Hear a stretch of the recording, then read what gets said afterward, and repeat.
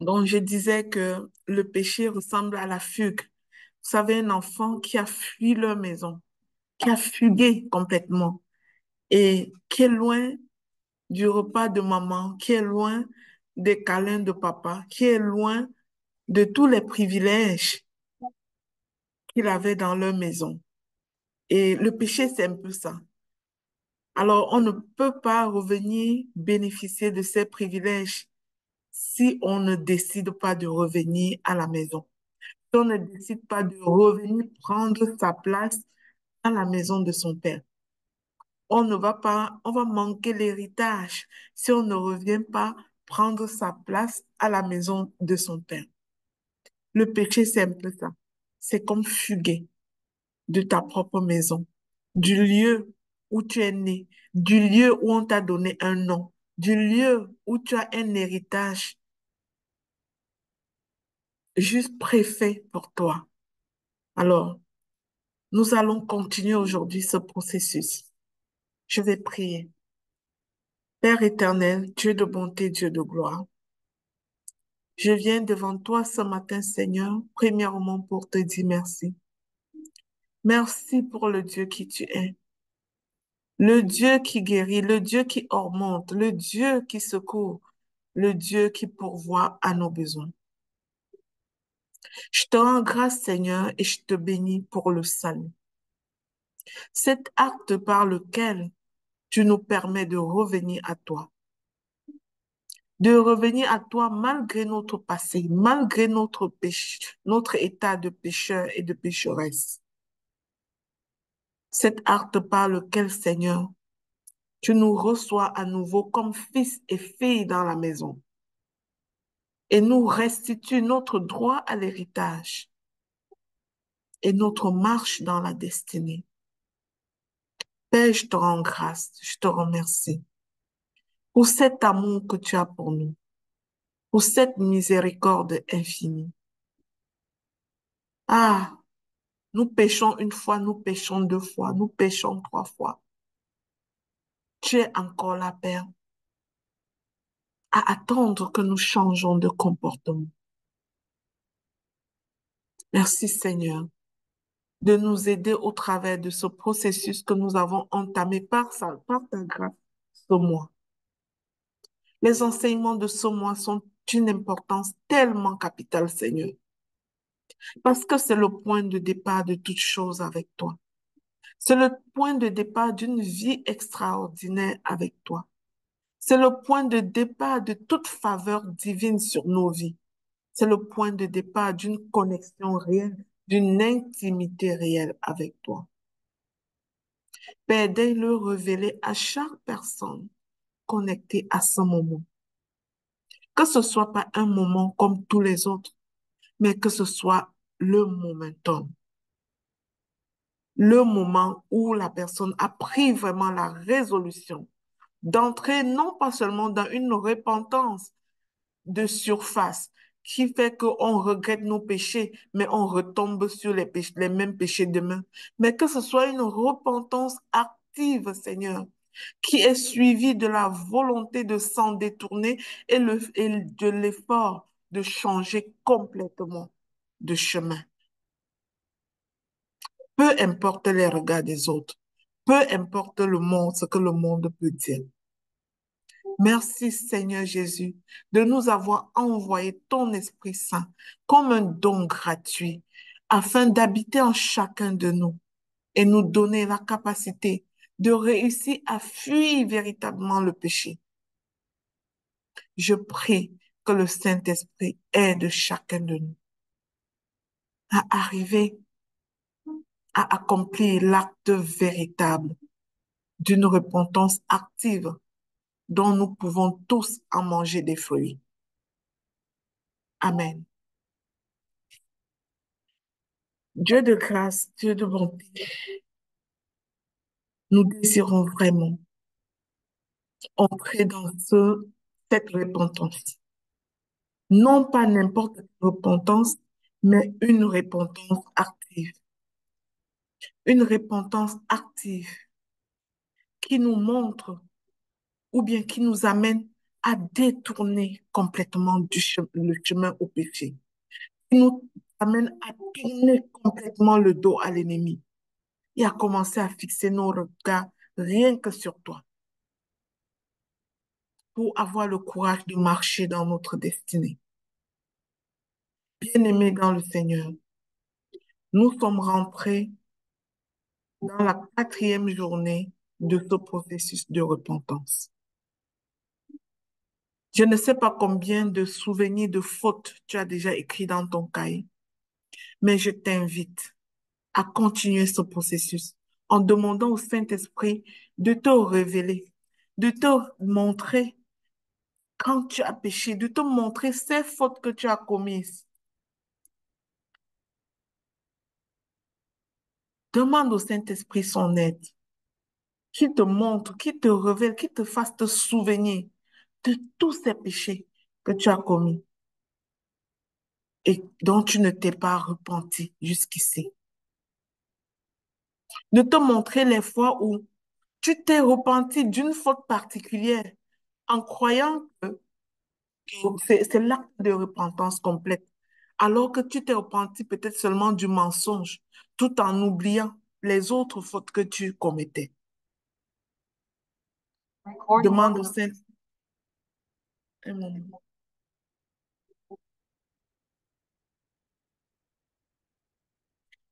Demande au Saint-Esprit, s'il te plaît, de ne pas t'abandonner, de te donner le courage de vraiment fuir le péché dans son entièreté. Le thème d'aujourd'hui, le fruit de la repentance. Pourquoi il nous faut absolument fuir le péché? Parce que nous en mangerons les fruits. Ce n'est pas un acte gratuit, nous en sommes les heureux bénéficiaires. Lorsque nous faisons acte de repentance, nous en sommes des heureux bénéficiaires. C'est nous-mêmes qui en mangeons les fruits. On entend généralement par repentance le fait de regretter amèrement et sincèrement d'avoir mal agi, mais pas seulement de regretter, mais surtout de prendre la ferme décision de ne plus recommencer. Et c'est cet aspect, prendre la ferme résolution de ne plus recommencer, qui se traduit par le mot active, quand je dis repentance active. La vraie repentance consiste donc, premièrement, à reconnaître notre condition de pécheur, à reconnaître que nous sommes pécheurs. Deuxièmement, à renoncer au péché.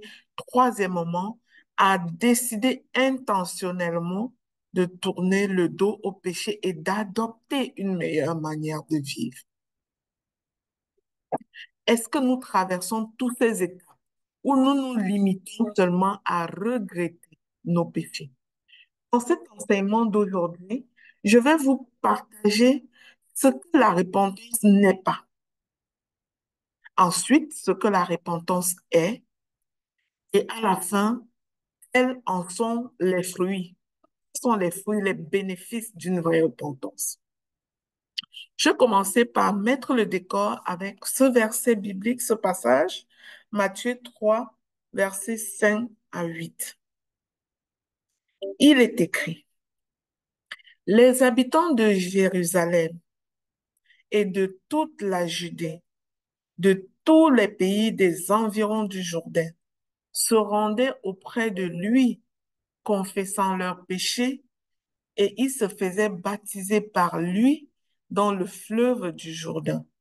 Mais, voyant venir à son baptême beaucoup de pharisiens et de sadducéens, il leur dit, race de vipères, qui vous a appris à fuir la colère à venir? Produisez donc du fruit digne de la repentance. Le fruit digne de la repentance. Waouh! De quel fruit parle-t-il? Pour Jean-Baptiste, puisqu'il s'agissait de lui qui baptisait les gens, les choses sont très claires. Pour porter du fruit digne de la repentance, il faut se reconnaître d'abord pécheur, comme l'ont fait les habitants de Jérusalem. Donc, il faut d'abord accepter qu'on est pécheur et prendre la décision de se détourner du péché. Mais vous voyez qu'il y a une autre race de personnes très prétentieuses qui se dit pas pécheur. Vous connaissez le genre de personne qui est tellement zélée. Pendant que nous disons que nous sommes tous des pécheurs, nous avons tous fait quelque chose qui n'est pas bon aux yeux de Dieu. Ces gens-là, qu'on appelait dans la Bible les pharisiens, étaient comme, ils s'affichaient comme étant ceux qui font tellement bien, ceux qui sont tellement religieux, qui respectent tellement les commandements de Dieu. Et c'est à eux que Jean-Baptiste attire l'attention. C'est à eux que Jean-Baptiste s'adresse en disant, race de vipères, si vous retournez à Dieu, produisez donc des fruits dignes de repentance. Comme quoi, si en ce moment, tu décides au travers de ces 7 jours de regretter tes péchés, de, sans jamais te détourner de ces péchés, c'est-à-dire sans jamais prendre la résolution de faire un virement à 360 degrés et prendre complètement un autre chemin, alors là, tu serais en train de commettre une erreur parce que ce ne serait pas une repentance active et donc tu ne produiras pas les fruits de la repentance. Voilà pourquoi, malgré leur apparence assez religieuse, Jean invite les pharisiens à la repentance et les invite à changer d'entendement, à changer leur façon de faire. Bien-aimé, décide-toi dès aujourd'hui de manger les fruits d'une repentance active. Personne n'est prêt à recevoir et à croire l'évangile, à moins d'être prêt à se repentir sincèrement de ses péchés et à s'en détourner. Pas seulement de croire et à se repentir, mais surtout de s'en détourner. Et notre focus est aujourd'hui sur ce terme s'en détourner. S'en détourner revient à l'action qu'on pose une fois qu'on a regretté son péché, l'action qu'on pose, la décision ferme qu'on prend de vivre différemment dans un effort conscient à, à ce moment où on a décidé, où on a commencé à regretter son péché. Acte 17, verset 30. Dieu, sans tenir compte d'ignorance, annonce maintenant tous les, que tous les hommes, en tout lieu, qu'ils aient à se repentir. Tous les hommes, en tout lieu. C'est-à-dire qui que tu es. Parce que notre Dieu sait que nous sommes faibles. Et il n'y a personne de nous qui est comme saint, genre. Donc, nous sommes dans un effort continu de repentance.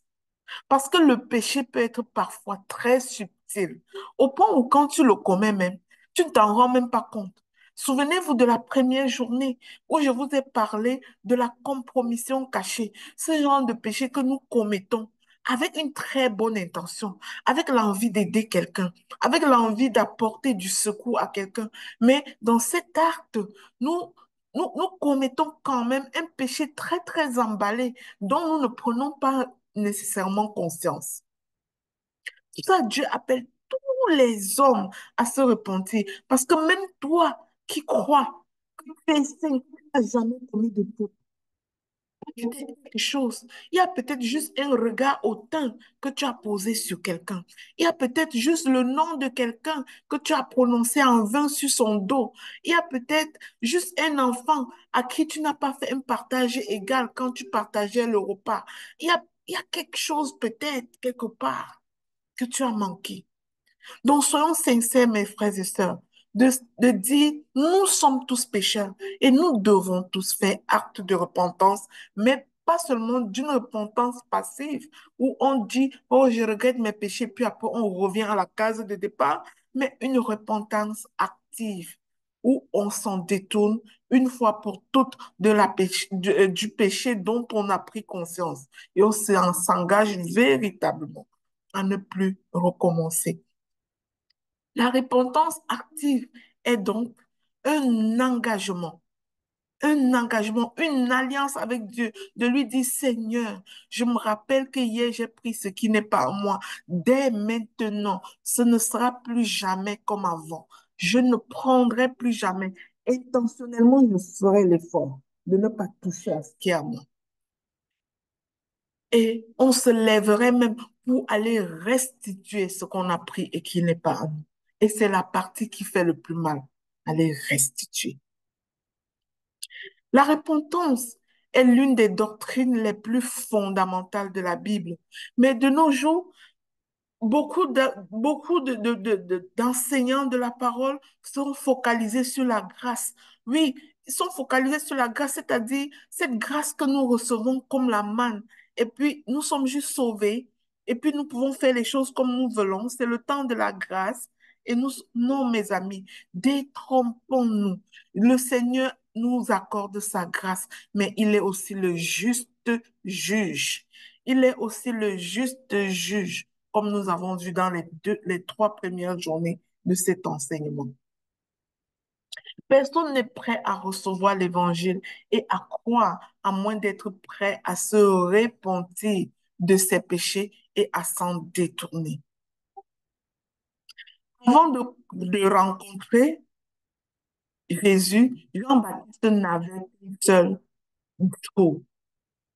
Il disait, Matthieu 3, verset 2, répentez-vous, car le royaume des cieux est proche.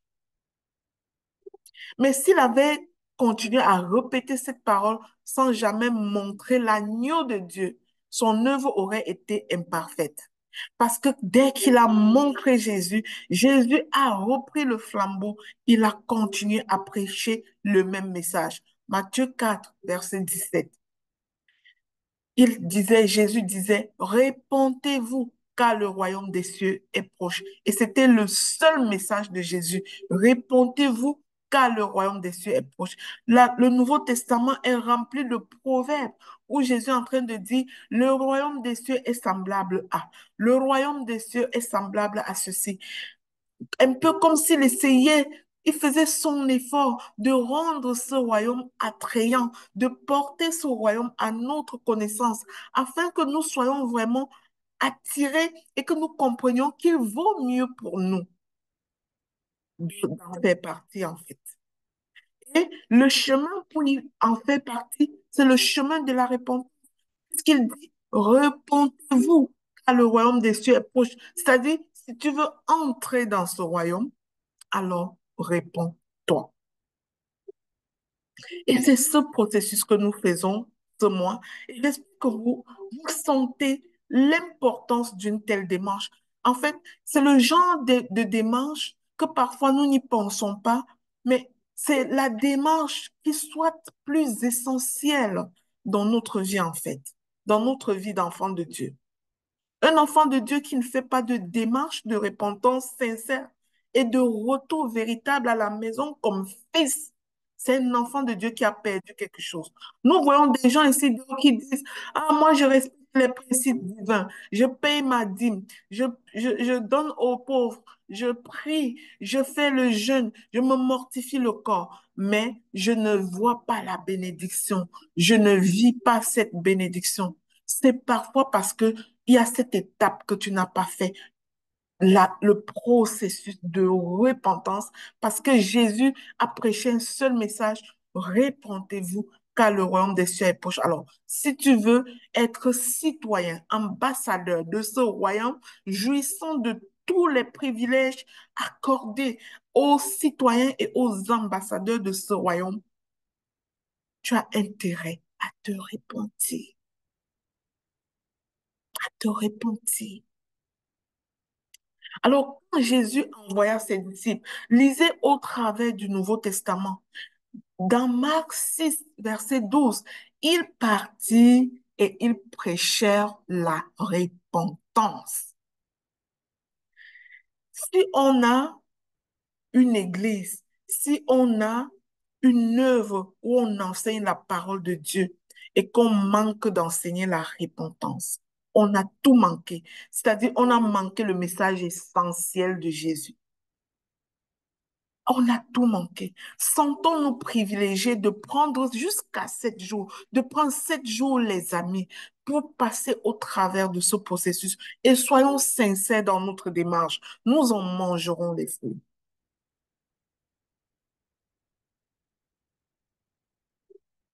Dans Marc 6, chapitre 12, il dit, après qu'ils eurent été glorifiés, quand le Saint-Esprit fut envoyé du ciel, nous retrouvons Pierre au jour de la Pentecôte, faisant entendre le même cri.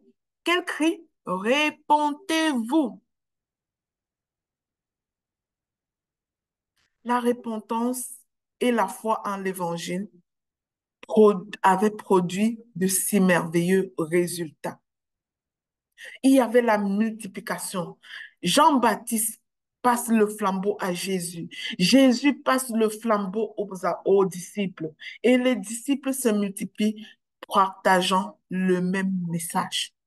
Quiconque veut partager la parole de Dieu, même dans notre siècle présent, et qui prêche toutes sortes de bénédictions, qui te dit que tu es béni, qui te dit que Dieu va produire le miracle. Et nous sommes devenus des chrétiens des miracles. Qui te dit toutes ces choses sans te dire l'essentiel, que le chemin pour arriver à cela est celui de la repentance active. Bah, cet enseignement manque de saveur et de vérité et pour remettre la balle au centre à un moment donné. C'est ce que nous essayons de faire pendant ces 7 jours. On remet la balle au centre. On prend un nouveau départ. On recommence. On fait un virage à 360 degrés et on se laisse accompagner par le Saint-Esprit. Acte 1, versets 33 à 47. C'est une partie, un extrait de la Bible qui parle de long en large de la repentance. Avant que je dise que c'est la repentance, j'expliquerai moi ce qu'elle n'est pas. La repentance n'est pas la crainte pure et simple. Bien des gens confondent ces deux choses et s'imaginent qu'ils doivent être alarmés, terrifiés. Ils attendent qu'une sorte de frayeur s'empare d'eux pour qu'ils ne commettent pas le péché. Tu peux aller prendre ce qui n'est pas à toi sans avoir peur. Et c'est ce qui est le cas parfois. Mentir sans être terrifié. Pas besoin d'attendre d'être terrifié pour fuir le péché, en fait. La repentance n'est pas la crainte. C'est une décision. C'est un engagement conscient. Il y a des multitudes de personnes alarmées que nous rencontrons au quotidien. Ben, ils pleurent sur leur sort, mais ils ne se repentent pas quand même. Hein? Que de matelots dans la tempête qui crient miséricorde à Dieu. Oh, pitié Seigneur, pitié mon Dieu, mais qui ne se répondent pas. Nous en voyons chaque jour. Peut-être nous nous reconnaissons dans ce cas. Que nous nous levons chaque jour, miséricorde Seigneur, pitié Seigneur. Mais la minute qui suit, on est déjà en train de tomber dans le péché. J'entends les gens parler de péché mignon. Qu'aucun péché ne soit mignon à tes yeux, s'il te plaît. Ce n'est pas du tout mignon et ce n'est pas drôle. Qu'aucun péché ne soit mignon à tes yeux. Tu n'as pas à te marier au péché. Non, non. Comment tu peux trouver le péché très coquette et l'épouser? Et quand tu parles, tu dis ça, c'est mon péché mignon. Non, qu'aucun péché ne soit mignon à tes yeux. Ce n'est pas drôle de manquer la repentance. Ce n'est pas drôle d'être dans l'état d'un enfant qui a fugué de chez eux et qui vit toutes sortes de misères parce qu'il n'est plus dans leur maison. Parce que le péché, c'est ça. J'ai comparé dans ton de mes propos le péché à la fugue. Un enfant qui a fui leur maison sur un coup de tête. Et demain, il n'a plus à manger. Demain, il ne va plus à l'école, personne ne peut payer. Demain, personne ne peut à vous faire donner, lui donner une quelconque attention. Demain, personne n'est là pour le secourir parce qu'il a fugué. Le péché, c'est ça, c'est fuguer de la maison du Seigneur et d'arrêter de bénéficier de toutes sortes de bénédictions et de grâces. La repentance n'est pas non plus une impression. J'ai l'impression que je suis correct avec Dieu. Non, ce n'est pas une impression. Bien des gens s'attendent à éprouver une émotion extraordinaire. Beaucoup de personnes le font sur le coup d'une émotion pendant un enseignement. C'est-à-dire pendant un enseignement comme celui-ci, sous le coup d'une émotion, tu te dis, ah, je me répands, Seigneur, vraiment, j'abandonne tel péché. Sauf que après cette émotion, quand on a fermé ce zoom, ah, la plupart retournent à leurs mauvaises actions. C'est pas ça la repentance. Où est la décision de tout abandonner? La repentance n'est pas non plus le fait de jeûner beaucoup et de se mortifier le corps. Non, tu jeûnes 50 000 fois sans te repentir concrètement, c'est zéro. Un homme peut jeûner pendant des mois et des années s'il veut et être loin d'abandonner son péché. Et son jeûne là est égal à zéro tout rond. Puis il dira, je jeûne tous les mois, je paye ma dîme, je fais tout ceci, mais ma vie, je ne vois pas la main de Dieu dans ma vie. Questionne ton état.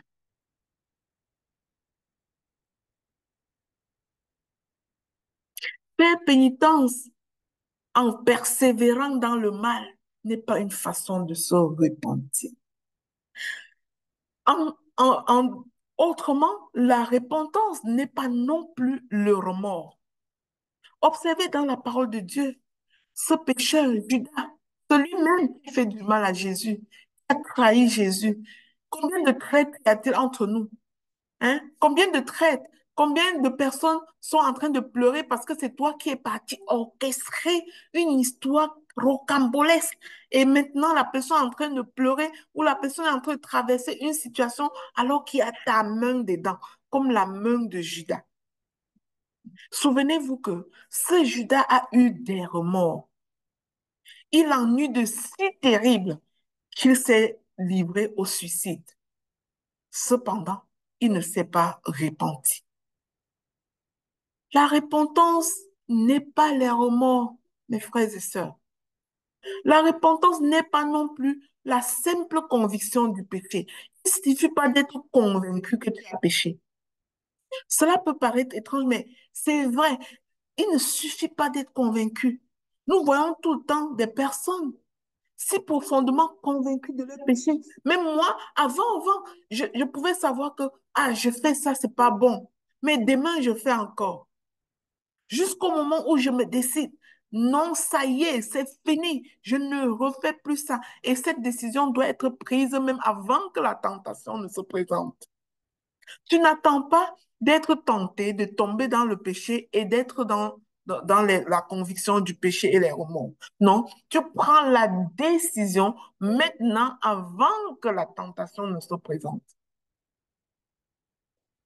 La décision de ne plus pécher doit précéder la tentation pour te donner la force de ne pas succomber à la tentation.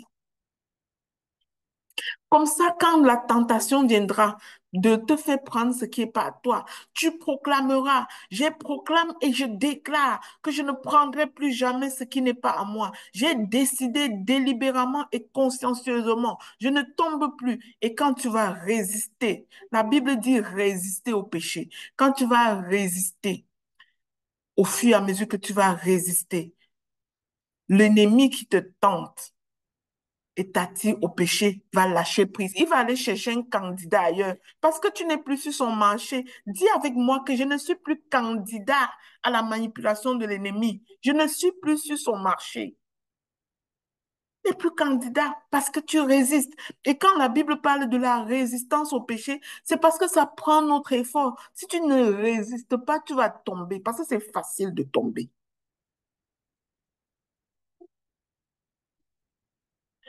Prier n'est pas non plus se repentir.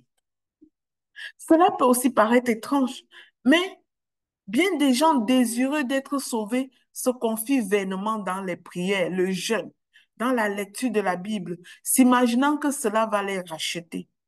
On peut crier à Dieu tous les matins. Mon Dieu, je tombe toujours sans prendre toi-même la décision, sans croire que c'est à toi de le faire et tu ne seras jamais converti. Parce que Dieu ne descendra pas se résister à ce péché à ta place. C'est toi.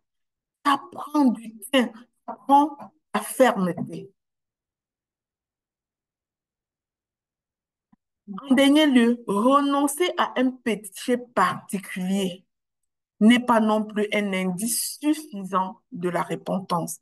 Parce que parfois, nous n'avons pas qu'un seul péché.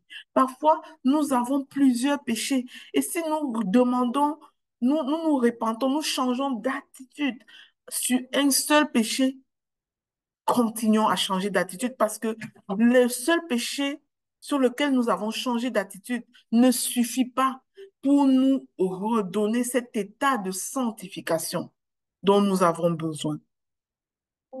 Renoncer à un seul péché, c'est comme couper une branche de l'arbre quand l'arbre tout entier devrait être arraché. Un ivrogne qui s'arrête de boire et s'imagine d'être sauvé alors que chaque matin il ment, est-ce qu'il aura fait acte de repentance complète? Non, parce qu'il manque encore des choses. Alors, qu'est-ce que ça veut dire donc se repentir? La repentance est, je vais le dire comme vous allez comprendre, c'est ce que les soldats appellent un demi-tour à droite. C'est changer absolument de direction. C'est-à-dire, tu allais là et complètement tu dénonces, tu décides d'aller là. Peu importe le regard des autres, peu importe si tu ne fais plus partie, parce que parfois, nous attachons au péché pour faire partie du groupe. J'ai eu quelqu'un en coaching qui me disait il y a 2 ans, non pas 2 ans, 1 an et demi à peu près, quelqu'un au Cameroun qui me disait en coaching, moi je travaille dans une boutique et tout le monde fait les avantages de service. On vend, on donne une partie au patron, on prend une autre partie. Moi, ça me fait mal, mais je ne peux pas dire non parce que si je dis non, tous les autres vont me détester. Aïe! La repentance, c'est d'être intègre, mon ami. Et l'intégrité signifie accepter de faire ce qui est juste, même s'il faut payer un grand prix pour ça, même s'il faut que ça te coupe des autres, même s'il faut que tu ne t'entendes plus avec eux, même s'il faut que tu démissionnes de ce travail. Ce n'est pas ce travail-là qui est ta source. Ton Dieu est ta source. Et le Dieu pour qui tu as arrêté ça, il te nourrira.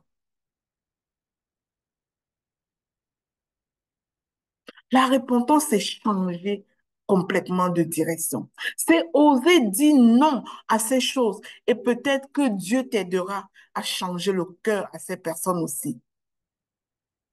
Ce n'est pas faire des choses pour faire partie du groupe. Tu n'as pas besoin de faire partie du groupe, absolument, de n'importe quel groupe.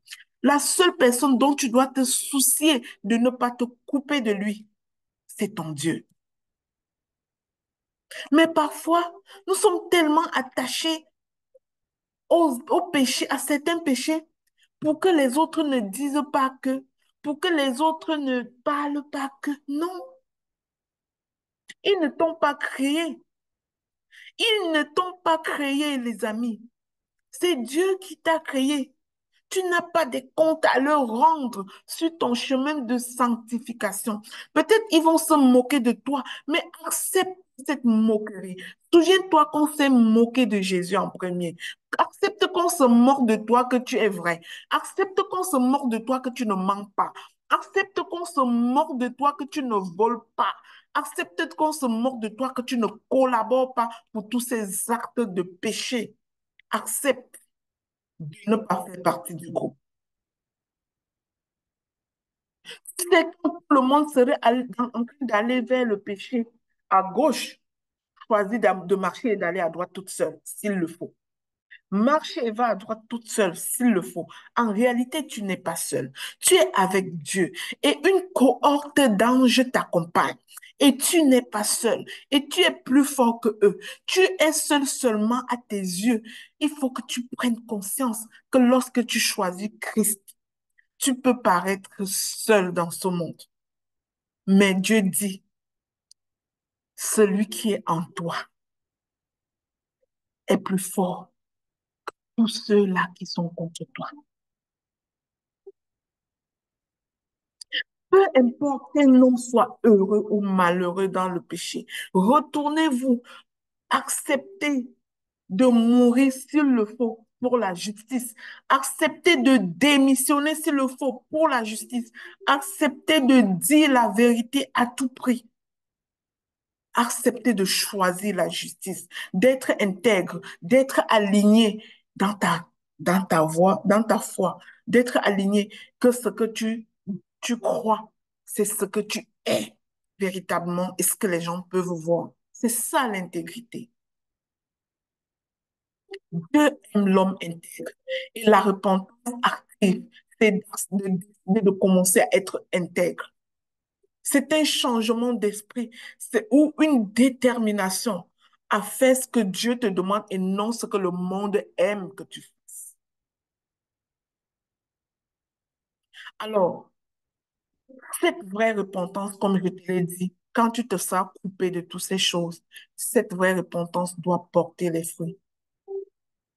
Le premier fruit, c'est la paix.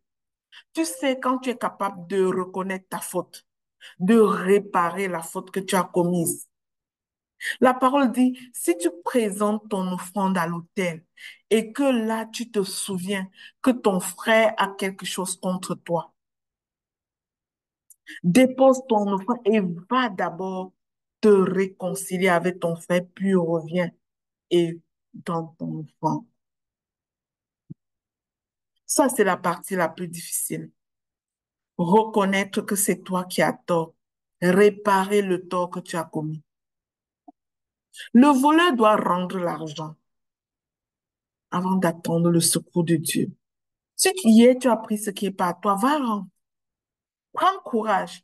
Et au nom de Jésus, dis en chemin, au nom de Jésus, je vais aller subir cette humilité de dire que c'est ma faute. C'est moi qui ai commis ce tort. Je rends, je veux réparer. J'ai pris la décision de ne plus jamais faire ça. C'est dur, hein? Mais c'est la conséquence inévitable d'une grande faute. Nous avons parlé l'autre jour de la compromission cachée. Waouh! Réponds-toi. Le plus que tu peux, réponds-toi. Dans Ézéchiel 18, verset 32, nous l'avons vu ces 2 derniers jours. Dieu dit, car je ne désire pas la mort de celui qui meurt. Je ne désire pas la mort du pécheur. Je suis patient en attendant que vous convertissez. Convertissez-vous donc et vivez. En dehors de la paix, quand tu fais acte de repentance, tu fais la réparation, tu gagnes en paix, tu dors tranquille, tu n'as pas de remords, tu dors en paix. Vous savez, quand vous vous couchez, vous dormez comme un bébé. Parce que tellement votre vie n'a rien à cacher. Il n'y a pas d'angle mort dans ta vie. Il n'y a pas de choses que tu caches, que tu vis en ayant peur qu'on peut découvrir, qu'on peut voir. Parce que tu as mal fait, mais tu as dit haut et fort, j'ai tellement mal fait et je ne peux plus faire ça. J'ai compris ma faute. La deuxième chose, c'est l'assurance du salut. Comme je vous ai dit, le salut ressemble au retour de l'enfant prodigue à la maison. Tout comme le péché, c'est comme la fugue. 1 Jean 5, verset 13. Je vous ai écrit ces choses afin que vous sachiez que vous aviez la vie éternelle et vous qui croyez au nom du Fils de Dieu. L'assurance du salut. Les personnes qui sont nées de nouveau, et qui accepte par la suite de faire la volonté de Dieu.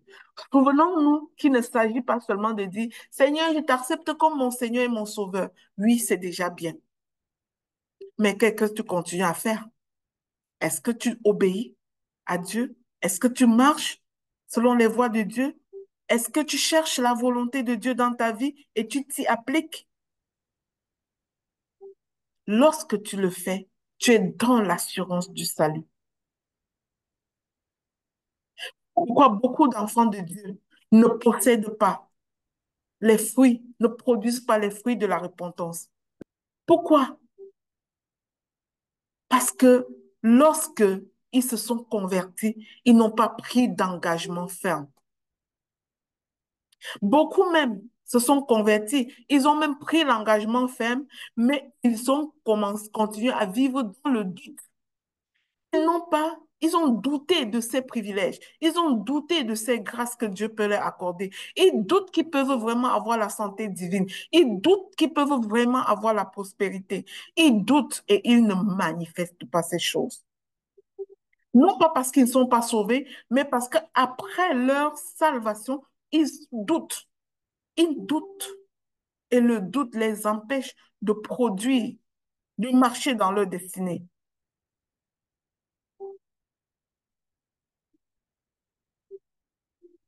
La troisième chose, c'est le retour sous l'autorité de Dieu.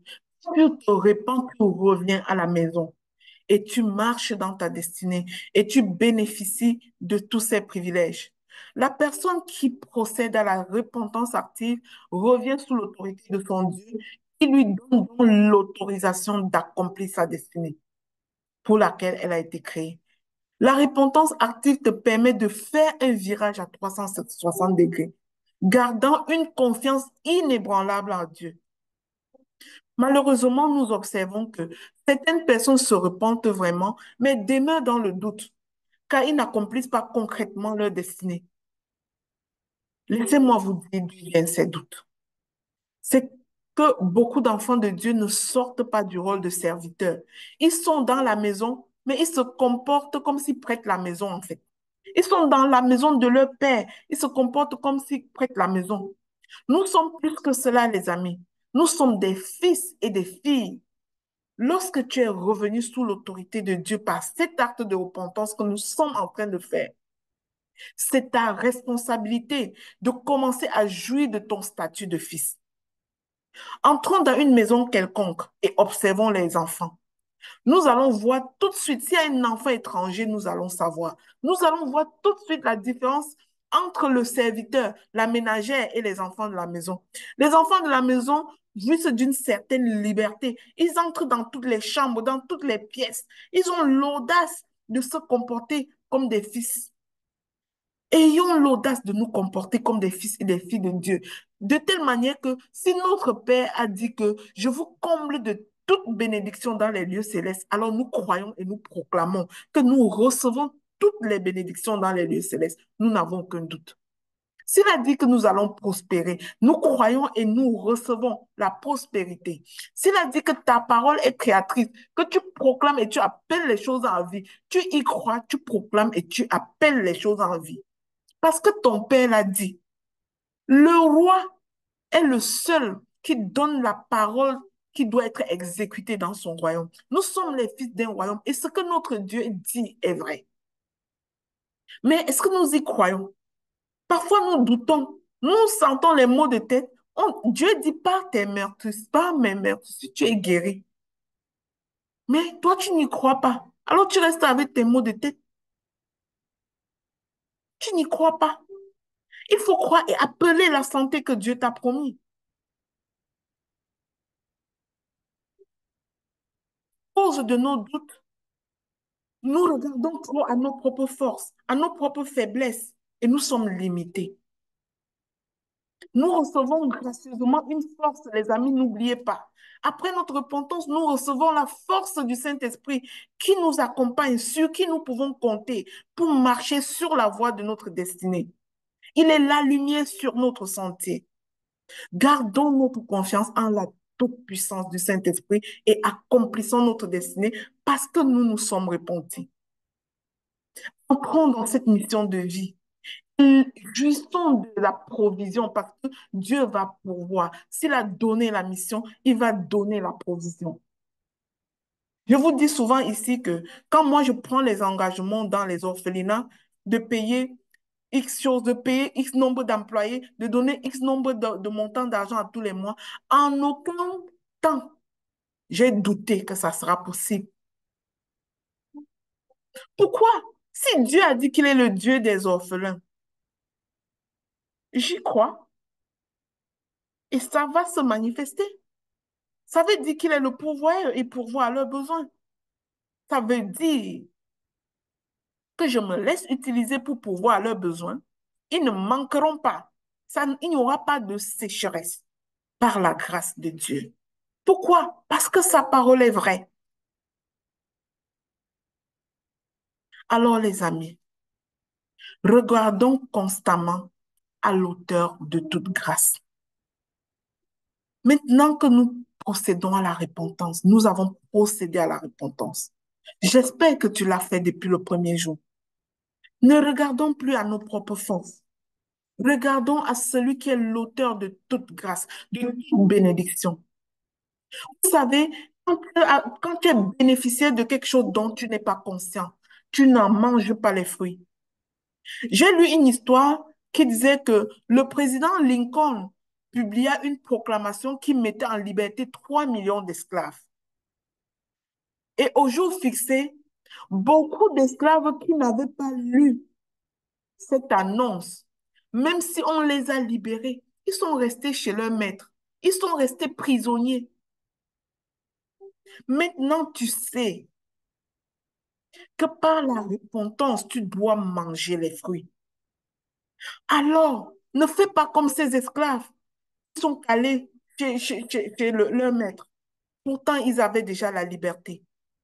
C'est ça, en fait, la parole de Dieu. Il y a tout pour nous dans la parole de Dieu, mais parfois, nous n'en sommes pas conscients ou alors parfois, nous en doutons. Comment tu peux douter de ce que le roi a dit? Dans un royaume, c'est qui a la parole? C'est qui a le dernier mot? Le roi. Mais comment tu doutes de ce que le roi a dit? C'est l'enfant du royaume. Les amis, Christ, le capitaine de notre salut, a proclamé l'affranchissement de tous ceux qui se répandent et qui croient en lui. Croyons-le sur parole. Quels que soient nos sentiments, quel que soit ce que nos yeux voient. Oui, tes yeux voient un diagnostic médical ce matin. Tes yeux voient que tu n'as pas de mari. Tes yeux voient que depuis tu cherches la femme, tu n'as pas trouvé. Tes yeux voient que ton compte bancaire est vide. Mais crois au-delà de tout cela à ce que Dieu dit de toi dans sa parole. Vous savez, ce que Dieu dit de toi est incontestable, mais le manifester est autre chose. Vous savez, cette personne qui a gagné au loto et qu'on lui a donné un chèque de 2 millions. En vérité, il est riche de 2 millions. Mais il n'y aura jamais l'argent dans son compte s'il ne part pas chercher ça. C'est un peu ça. Nous avons toutes sortes de bénédictions. Croyons-le, mais levons-nous pour aller les chercher. Disposons nos vases quand nous avons fini de nous repentir. Produisons les fruits du Saint-Esprit. Si hier, ton péché était de haïr les gens, commence à aimer. Si hier, ton péché était de manquer de patience et de faire les choses par impulsivité, commence à développer la patience. Si hier, ton péché était de manquer de bienveillance envers tes frères et tes sœurs, commence à produire les fruits de la bienveillance. Si hier, tu manquais de maîtrise de toi et tu tombais dans la fornication, les excès de table et toutes sortes d'affaires, commence à produire le fruit de la maîtrise de soi. Ainsi de suite. Et on peut citer ainsi tous les fruits du Saint-Esprit qui sont les fruits d'une repentance active. On peut citer ainsi la prospérité, comme prospère l'état de notre âme, la prospérité à tous égards, comme étant le fruit de la repentance active. Que Dieu vous bénisse. Nous n'allons pas faire de proclamation aujourd'hui. nous allons laisser ce message résonner dans nos têtes. On part avec ça. Partons avec ça, les amis, et laissons ce message être le seul son qui va nous accompagner cette journée. Que Dieu vous bénisse abondamment. Tu fends la mer et je peux la traverser. Mes peurs se noient dans ton amour. Tu m'as sauvé, alors je peux chanter. Je suis enfant de Dieu. Tu m'as ébloui par tes mélodies. Tu m'entoures d'un chant d'amour, chant de délivrance devant mes ennemis. Toutes mes craintes, mon Dieu, s'enfuient. Je ne suis plus esclave du péché. Je suis enfant de Dieu. Je ne suis plus esclave du péché. Je suis enfant de Dieu. Oh, oh, oh, oh, Chantez derrière vos micros, s'il vous plaît. Oh, oh, oh, oh, oh, Dieu. oh, oh, oh, oh, oh. Je fends la mer et je peux la traverser. Mes peurs se noient dans ton amour. Tu m'as sauvé, alors je peux chanter. Je suis enfant de Dieu. Je suis enfant de Dieu. Mon Dieu, j'ai un très grand regret de t'avoir offensé parce que tu es infiniment bon et infiniment aimable. Et je sais, mon Dieu, que le péché te déplaît. Je prends, Seigneur, la ferme résolution, avec le secours de ta grâce, de marcher tous les jours sur la voie de la sanctification. Je te confirme et je te dis, je m'engage de ne plus t'offenser, mon Dieu. Et je m'engage également de faire pénitence, afin de produire, Seigneur, les fruits de cette pénitence, qui sont la paix, l'amour, le retour sous ton joug. Au nom puissant de notre Seigneur, je t'ai prié et je dis Amen. Merci, Maman Lina, pour ce message puissant de ce matin. Sois abondamment béni. Amen. Nous rendons grâce à Dieu. Alors, bien-aimés dans le Seigneur, je vais vous parler de la conférence Audace d'agir. Où que vous soyez dans le monde, vous avez la possibilité d'être à cette conférence, d'écouter à distance ou en présentiel.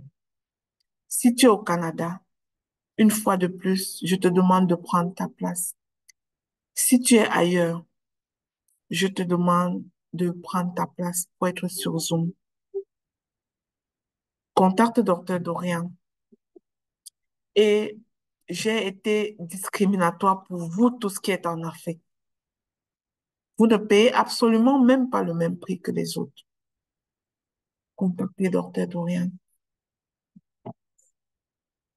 C'était une juste discrimination parce que je crois que les 5 doigts ne sont pas égaux et que nous ne sommes pas tous à la même position. C'était de l'équité. C'est dans un esprit d'équité. Contactez donc Dr. Dorian et prenez vos places.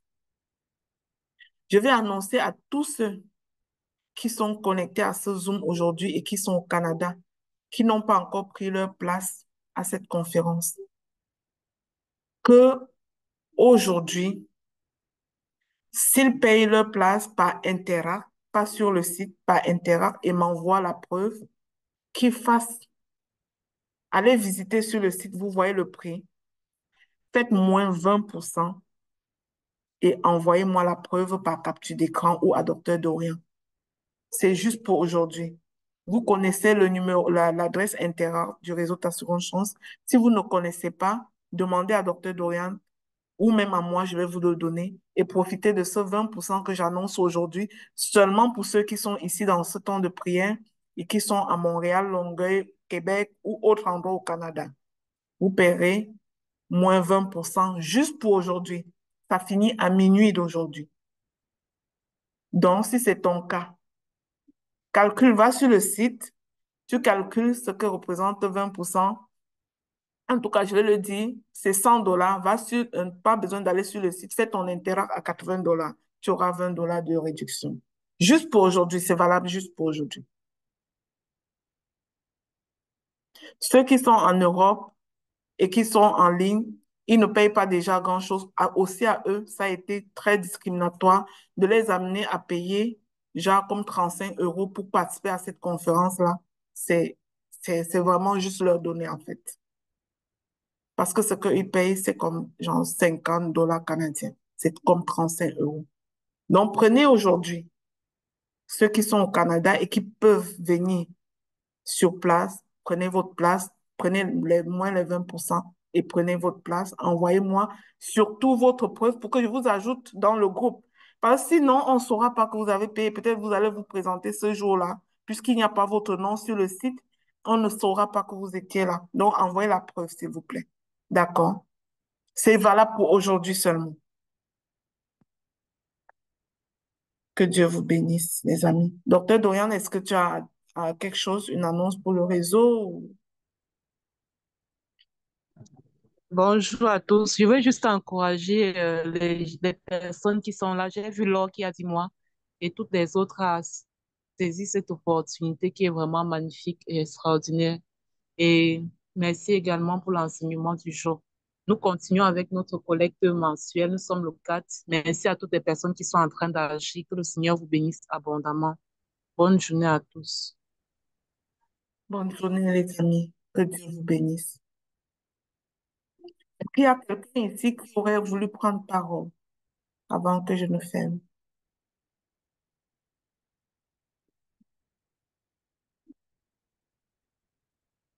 Est-ce que quelqu'un veut nous partager sa décision de faire acte de repentance active, vraiment? De changer, de faire comme un quart de tour et d'aller complètement ailleurs.